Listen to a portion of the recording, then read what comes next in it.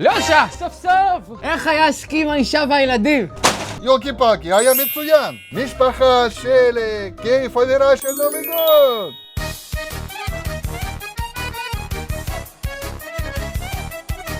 בטח נהנה, עזב אותנו בנובי גוד בתקופה הכי קשה, יושקין קוט. תודה חבר'ה, אני באמת מעריך את זה שנתתם לי אפשרות להעביר את החג עם המשפחה.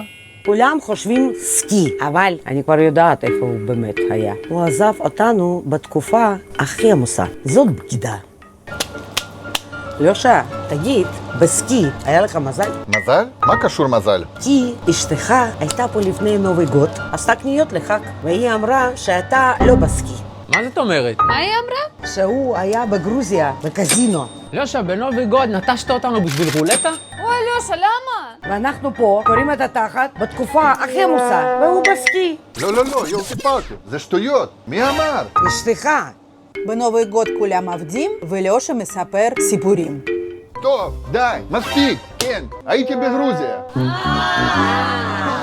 שקרן, אמרת לנו סקי. אמרתי, כי מה אני להגיד לכם? אז למה גרוזיה? קזינו? לא קזינו, אני נסעתי לאכול.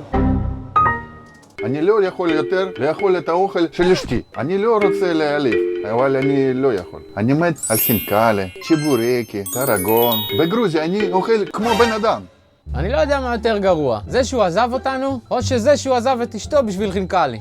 אבל למה אשתך אמרה קזינו? כי אני אמרתי לה שאני בקזינו, כדי שלא תתחיל לשאול, למה אתה טס לבד? למה בלי ילדים? יותר קל להגיד קזינו מאשר להגיד אוכל שלך חרא. איזה מוח קטן אתה. דביל יושקין קוט.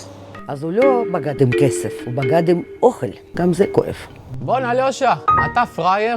למה פראייר? היה טעים. בוא תראה, יש לנו את כל הדברים האלה בסניף. אין מצב. ועוד איך יש? אמרת צ'יבורקי? הנה, צ'יבורקי, גרוזיני. ממש כמו בגרוזיה. ומה עם חימאלי? הנה, קימאלי, סציבילי. באמת כמו בגרוזיה. ומה עם טרגון? בוא אחריי, הנה, בבקשה. כמו גרוזיה. אז למה טסת? לא ידעתי שיש לנו. אתה עובד פה שנתיים. איך לושה.